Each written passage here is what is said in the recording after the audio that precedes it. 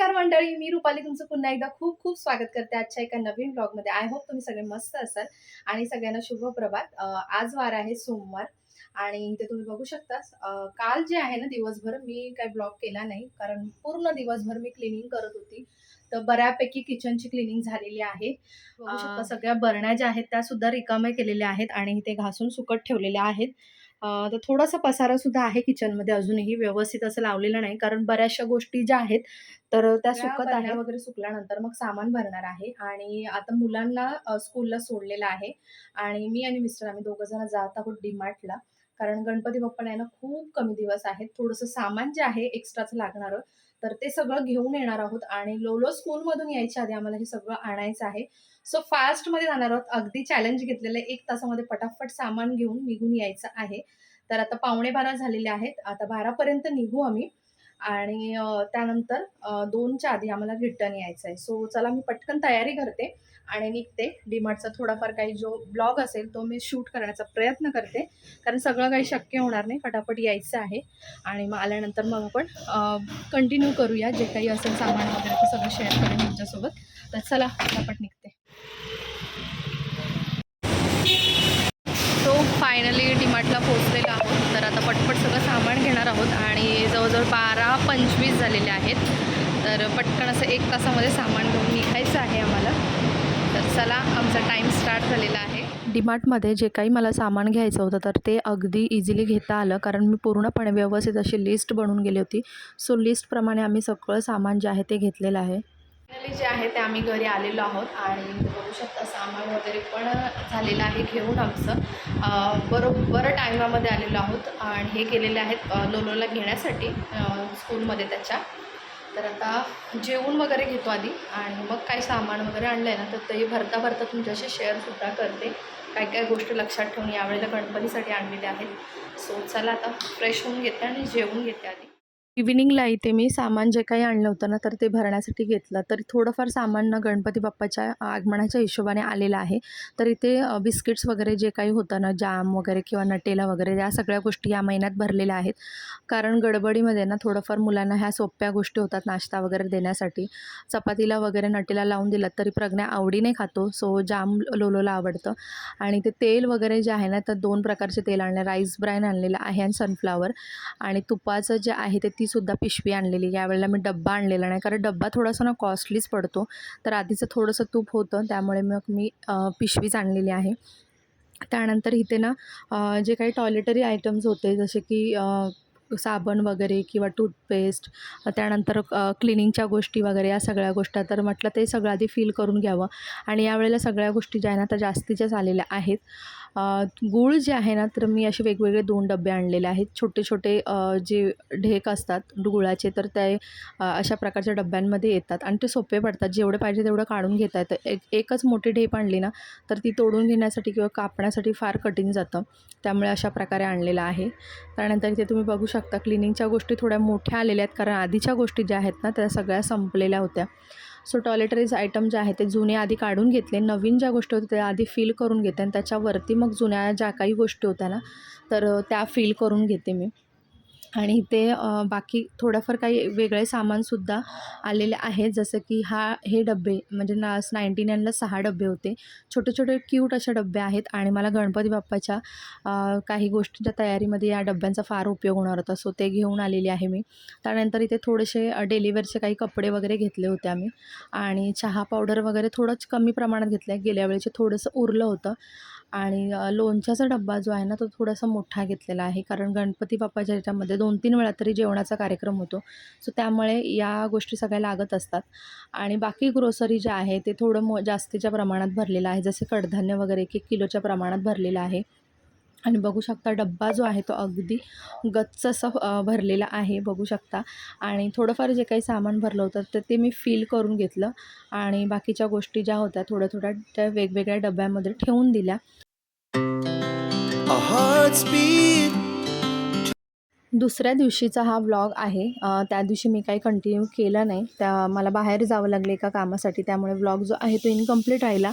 So दुसऱ्या दिवशी हा संध्याकाळी मी व्लॉग स्टार्ट केलेला आहे. तर इथे मी प्रज्ञेसाठी एक झटपट असा नाश्ता बनवत आहेत.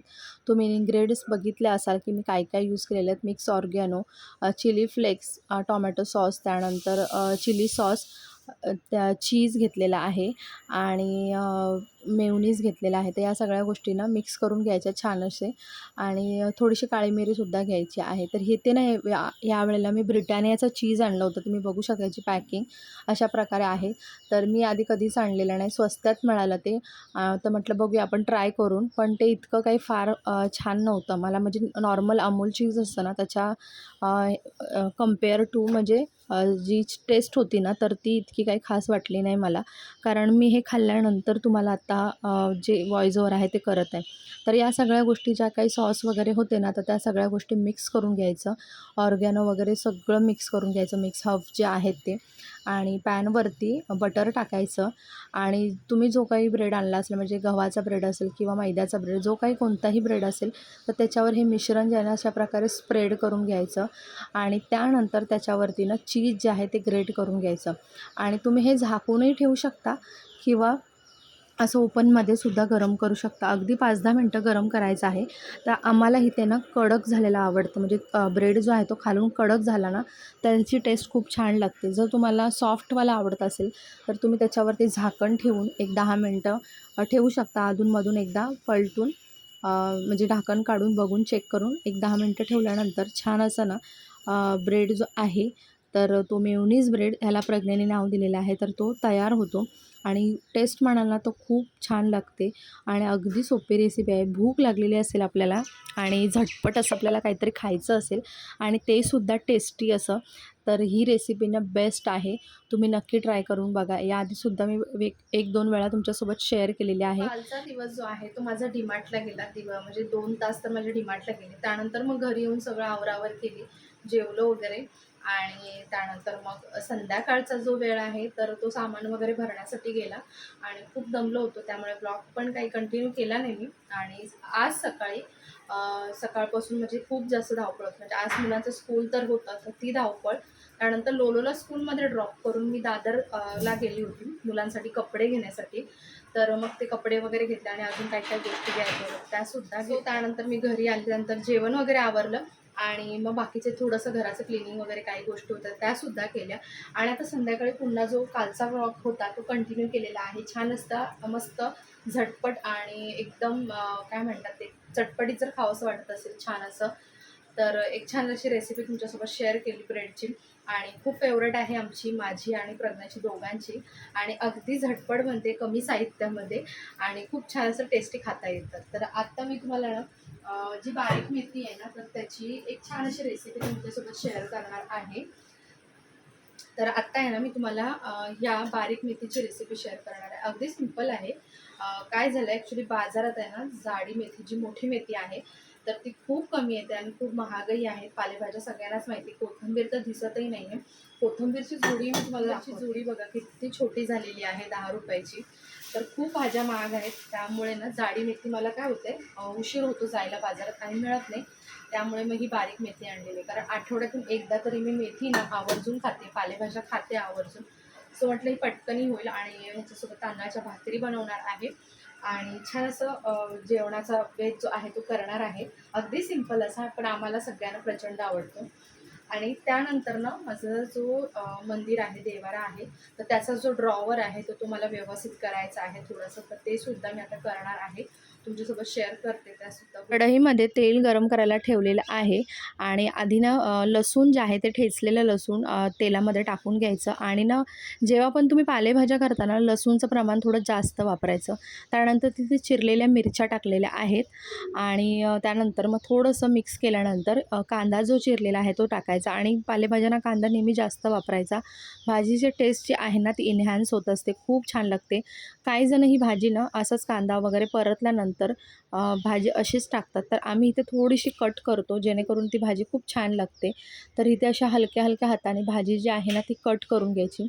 कांदा चांगला ब्राऊन झाल्यानंतर, लसूणही थोडासा ब्राऊन झाल्यानंतर ही भाजी जी आहे ती पॅनमध्ये टाकायची आणि छान अशी मिक्स करून घ्यायची.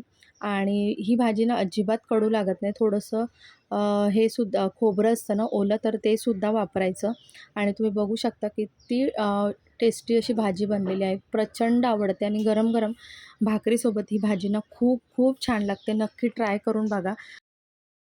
साठी पण मी काही ऑर्गनायझर मागवलेले आहेत, तर ते ओपन करते. मी काही ओपन केलं नाही. ॲक्च्युली काल आलं होतं पार्सल, पण मला काय ओपन करायला लक्षात राहिलं नाही. हे अशा प्रकारे 6 कंपार्टमेंटचं फ्रीज ऑर्गनायझर मी मागवलं होतं, ज्यामध्ये तुम्ही लसूण, अद्रक, त्यानंतर मिरची, कढीपत्ता, कोथिंबीर या सगळ्या गोष्टींना तुम्ही वेगवेगळ्या अशा प्रकारच्या डब्यांमध्ये, कंपार्टमेंटमध्ये स्टोअर करू शकता. आणि जेव्हाही तुम्ही जेवणाला सुरुवात करताना तर अशा प्रकारचा डब्बा तुम्ही काढून एकत्र सगळ्या गोष्टी तुम्हाला इझिली मिळून जातात आणि कामही सोपं होतं. आणि सारखं फ्रीज ओपन करण्याचा वेळही वाचतो आणि इलेक्ट्रिसिटीही ऑफकोर्स वाचते. तर खूप छान आणि स्वस्तात हा डब्बा मला पडला. तर तुम्हाला जर लिंक हवी असेल तर मला कॉमेंट सेक्शनमध्ये ज़रूर सांगा. तर इथे मी ना देवारा जो आहे, म्हणजे देवाराच्या खालचा ड्रॉवर जो आहे तर तो क्लीन करण्यासाठी घेतलेला आहे. इथे जेव्हा शिफ्ट झालो तेव्हा व्यवस्थित असं सगळ्या गोष्टी लावल्या होत्या. पण काय होतं ना, लोलो सारखा हा ड्रॉवर ओपन करत असतो. तर म्हटलं थोडं ऑर्गनाईज करूया. तर हे डब्बे काही होते, तर या डब्यांमध्ये ना मी धूप वाट्या वगैरे ज्या आहेत त्या काढून घेतल्या. त्यानंतर माझ्याकडे ना अगरबत्ती ठेवण्यासाठी असा एक प्रकारचा डब्बा आहे. तर त्याच्यामध्ये मी ओपनली अगरबत्त्या अशा ठेवते. म्हणजे अगरबत्तीचा मसाला वगैरे जो काही असतो ना, तर तो सांडला जात नाही. आपल्यालाही काढायला इझी होतं. त्यानंतर इथे इकडे धूपही ठेवलेला आहे मी एका डब्यामध्ये. त्यानंतर कापूर बघू शकता तुम्ही वेगवेगळ्या डब्यांमध्ये ना सगळ्या गोष्टी स्टोअर केलेल्या आहेत. जेणेकरून काय होईल ना, मला जेव्हा जी गोष्ट लागेल ना ती इझिली मला काढता येईल. आणि तुम्ही बघू शकता किती छान प्रकारे ऑर्गनाईज झालेले आहे. एका साईडला मी कपडे वगैरे देवाचे जे काही होते तर ते वस्त्र ठेवलेले आहेत. आणि हे 2 दिवे जे एक्स्ट्रा आहेत ते वेगळे ठेवलेले आहेत. एक पंती ठेवलेली आहे जी मला फ्रायडेला लागते. यानंतर जेव्हा तुम्ही ड्रॉवर ओपन कराल ना, तर सगळ्या गोष्टी तुम्हाला इझिली सापडतील आणि कधीही कोणतीही गोष्ट कुठेही सांडली जाणार नाही. आय होप तुम्हाला माझा आजचा दिवसभराचा व्लॉग आवडला असेल. फ्रीज ऑर्गनायझर कसं वाटलं कॉमेंट सेक्शनमध्ये ज़रूर सांगा आणि पूर्ण व्हिडिओ पाहिल्यासाठी खूप खूप धन्यवाद.